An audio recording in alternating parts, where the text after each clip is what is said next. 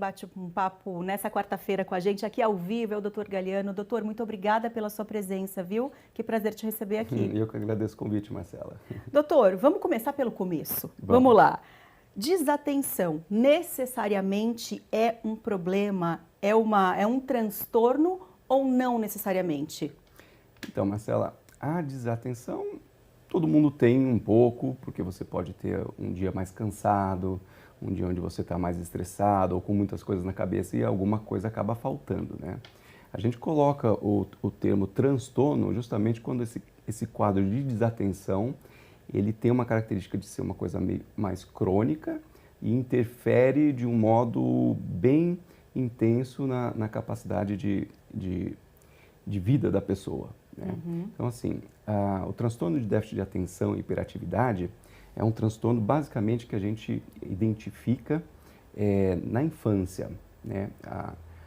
Todos nós temos um processo de amadurecimento cerebral que ele vai se concluir até a idade adulta.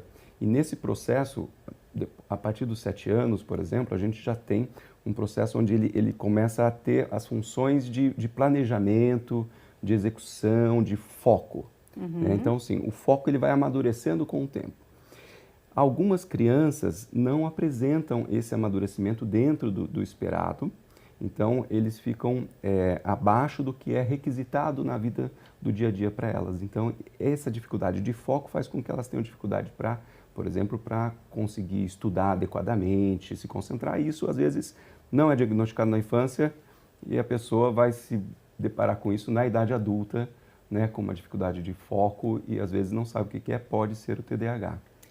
Na infância, a criança, por exemplo, ela está em casa brincando, como é que a gente consegue identificar alguns sinais para procurar ajuda médica mesmo? A criança, ela começa a brincar com uma coisa e de repente ela já muda. Ou a criança, na hora da lição de casa, você passa um passarinho na janela, ela já desfoca ali da lição de casa. Como é que é? Assim, quais são os sinais que a gente pode prestar atenção em casa? São coisas que sugerem, né, o transtorno de déficit de atenção. No menino, principalmente, né, assim, são duas questões. Uma é a hiperatividade, né? Então a hiperatividade é uma dificuldade muito grande de ficar parado, só que não só em um lugar, por exemplo, não só em casa, às vezes na escola também. Então é comum a criança ser muito elétrica, ter dificuldade de ficar um pouco de tempo numa só brincadeira, ela ter dificuldade para controlar o impulso. Você fala assim, olha, não sobe aí na janela, né? Não passa... Daí, de repente, a criança está lá, né? Ou seja, você fala várias vezes, a criança não consegue se conter. Então, essa é uma das características. E isso é percebido em casa e também, às vezes, os professores também referem. E a desatenção é essa questão que você falou, né? Na escola ou em casa, em casa você fala, a criança parece que passa uma borboleta, ela já... No mundo da lua. No mundo da lua. Tem até um livro sobre TDAH que é No Mundo da Lua. É mesmo? E na escola também os professores referem isso, né? Olha, muito boa aluna, mas passou uma borboleta fora, mexeu alguma coisa fora da sala de aula, ela já está olhando e se distrai, não concentra, tem que sempre estar chamando atenção para se concentrar. E necessariamente quem tem um déficit de atenção tem hiperatividade ou são coisas que podem surgir juntas? A gente pode ter um predomínio, né, do déficit de atenção ou um predomínio da hiperatividade. Isso pode vir juntos e, por exemplo, é mais comum que venha junto em meninos, né? Não é muito comum a hiperatividade em meninas. E você pode também ter só a desatenção. Com o amadurecimento, o componente da hiperatividade naqueles que apresentam, ele tende a desaparecer e fica só a desatenção. Então, as crianças, conforme vão ficando mais adolescentes, elas vão ficando menos elétricas, mas o componente, às vezes, da desatenção permanece. E isso traz um certo prejuízo na questão acadêmica, por exemplo, né? João de Taubaté perguntou o seguinte, é possível desenvolver TDAH depois de adulto, se uma criança não tem esse diagnóstico antes e quando cresce se pode desenvolver? E quais os sinais mais comuns em adulto? E já perguntou 3 em 1, doutor. Tem outra pergunta. Com o passar do tempo, o tratamento fica mais difícil? Okay. Então, João, não existe assim um TDAH, né, em adulto que não há sinais na infância. Né? O que às vezes, daí você precisa fazer, o médico precisa fazer uma avaliação bem detalhada, né, às vezes você não consegue, na história, levantar sinais que evidenciem isso, mas não existe essa questão de, tive um TDAH na idade adulta. Então, isso, se você tem uma dificuldade de concentração na idade adulta, existem outras causas de dificuldade de concentração também que precisam ser vistas. Então, esse é um ponto. Qual que são as outras duas? A outra pergunta é se com o passar do tempo era mais difícil o tratamento. Ah, tá. Então, não, na verdade, assim, se você tem um diagnóstico de TDAH e é feito na idade adulta, o tratamento, ele funciona muito bem, né? Felizmente, assim, é um tipo de tratamento que quando existe TDAH, o resultado é bem expressivo e bem satisfatório, sabe? E o tratamento necessariamente é com medicação ou às vezes com uma equipe multidisciplinar acompanhando, terapias, enfim, como é que funciona? O tratamento, ele usa a medicação, né, como um apoio e você tem, às vezes, a necessidade de você ter ganho de habilidades, né? E isso envolve daí a equipe multidisciplinar, ou seja, estratégias que às vezes não foram aprendidas tanto pela dificuldade de organização, mas porque não foram ensinadas também, de se organizar melhor, de gerenciar melhor o tempo, né? Às vezes, quando a pessoa é muito hiperativa, às vezes tem uma certa dificuldade na relação social, porque não espera o outro terminar de falar. Então, essas habilidades, elas precisam ser construídas, são ferramentas, né? Que podem ser ensinadas e também eles agregam muito na qualidade de vida da pessoa. Shaila, de Pindamonhangaba, gostaria de saber com quantos anos já consegue descobrir o TDAH? Tá.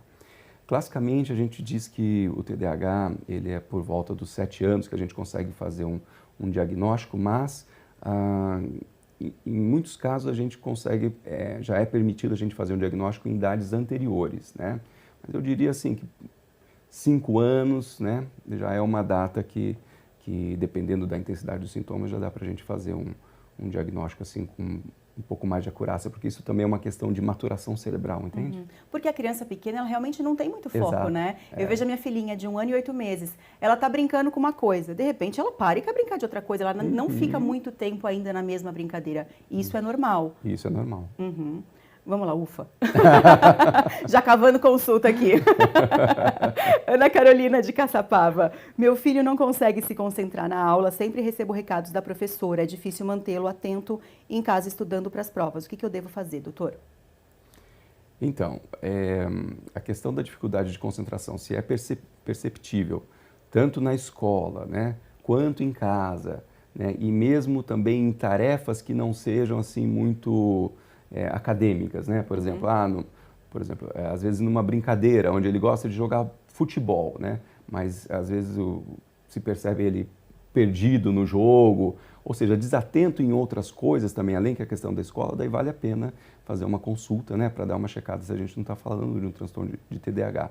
Porque às vezes se for mais na questão acadêmica, às vezes é uma questão da didática, do interesse, né? Da falta de estímulo. Da falta de estímulo, de como apresentar o conteúdo, né?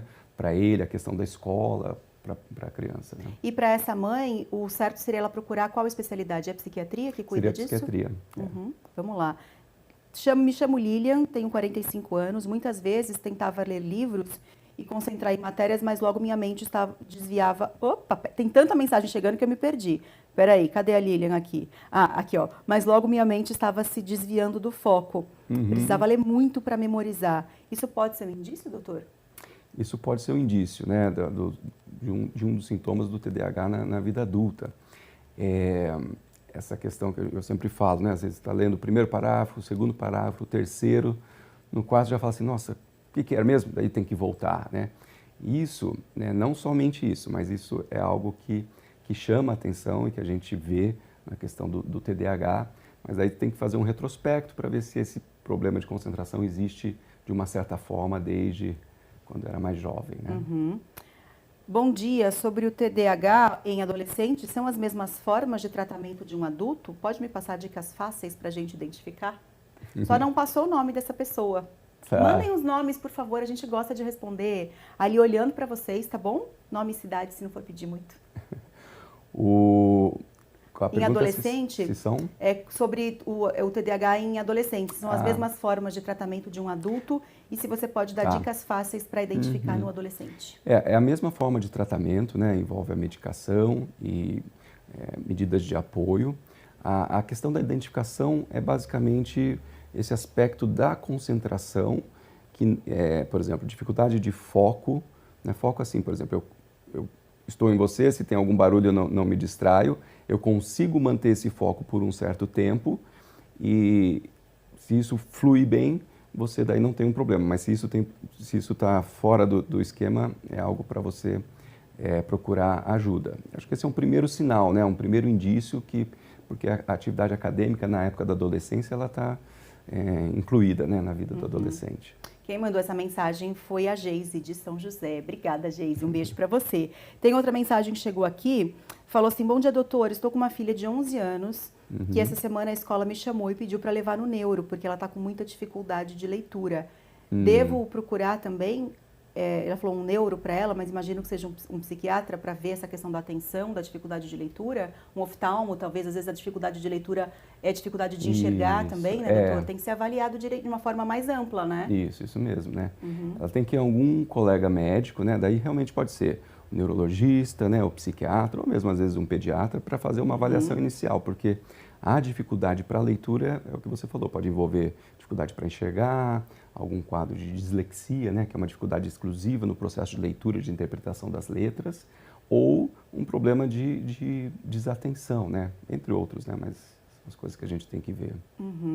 Tem uma outra mensagem que chegou aqui, Aparecido de São José dos Campos, falando qual o diagnóstico do TDAH. São essas características que você comentou mesmo, né? Dessa falta de concentração e de foco de uma forma mais crônica, vamos dizer assim, seria o principal sintoma desse transtorno? Seria o principal sintoma. O componente da hiperatividade, por exemplo, você percebe por exemplo, a criança interrompe frequentemente as pessoas, né, numa conversa, ela tem dificuldade de ficar sentada muito tempo, né?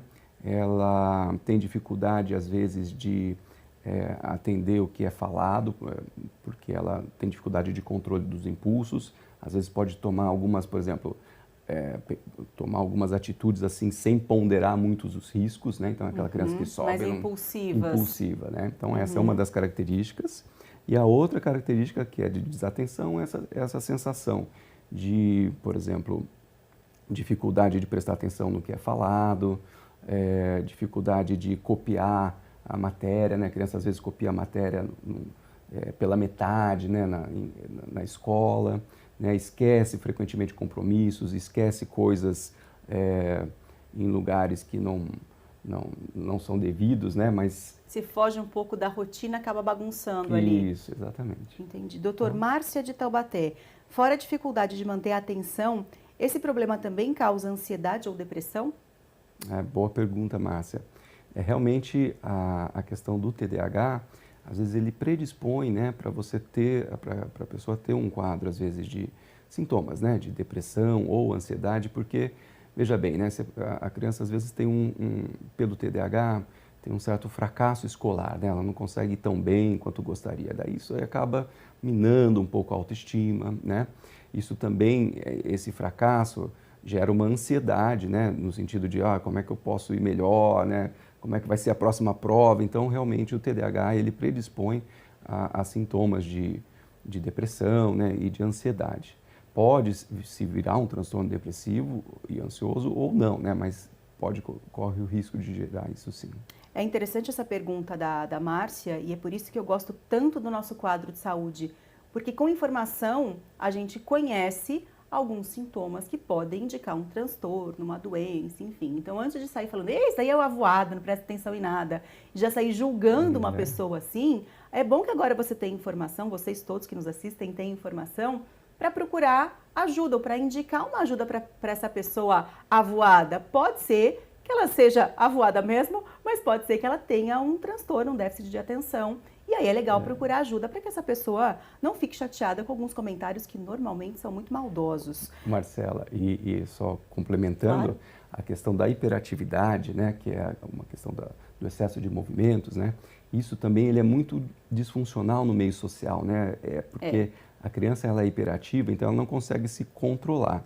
E isso cria, né, assim, tem mães que falam assim, doutor, eu já não me chamam mais para as festas de escola, né, ou eu não vou mais em festa, porque a criança é tão elétrica que fica sem conseguir esse controle e fica inadequada, né, no ambiente social. Então, estou dizendo isso porque é importante observar, né, se existe esse comportamento, porque o tratamento aí é vantajoso e isso diminui essa disfunção, vamos dizer assim, social e melhora as relações sociais para a criança, a questão dela ser mais aceita socialmente e para ela também, né, no processo de desenvolvimento dela. É uma questão da família toda, né? Porque aí essa pessoa, essa mãe que acaba não sendo mais chamada, porque normalmente as pessoas vão comentar, ih, esse daí é mal criado, a mãe não dá educação, a mãe não impõe limite, aí a coitada da mãe sempre tem a culpa, né? Impressionante, tudo é culpa da mãe. Não é verdade, gente? Vamos mudar esse negócio, pelo amor de Deus. Vamos pensar que pode ser que a criança tenha algum probleminha